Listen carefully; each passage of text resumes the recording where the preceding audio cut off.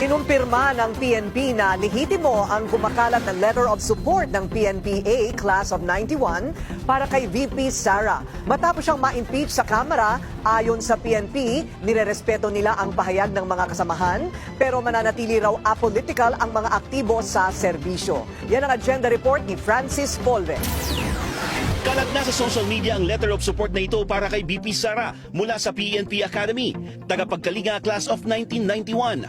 Ayon sa bahagi ng sulat, tinawag nilang isang uri ng political persecution ang impeachment complaint dahil wala raw itong factual at legal basis. Tinitiyak din umano sa liham ang solidarity at commitment ng mga miyembro ng Class 91 na nalaban ang anilay hindi makatarungan na pag-uusig laban sa bise.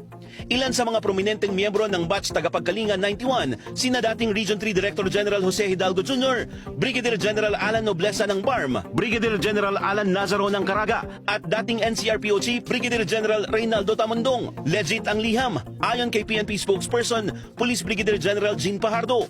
Yes ma'am, kinonfirm ko po yan doon sa mga miyembro po ng PNPA Class 91 at majority of them except for 3 active PNP personnel ay naglabas daw po sila. It was just a draft letter of support doon sa mga miyembro po ng grupo po na ito na naglabas po ng support sa ating Vice President Sara Duterte. Karapatan po nila yan, katulad po ng ibang mga individual at grupo na magpahayag po ng kanila pong suporta at hindi po natin saklaw kung ano po yung mga nilalaman ng kanilang isip. But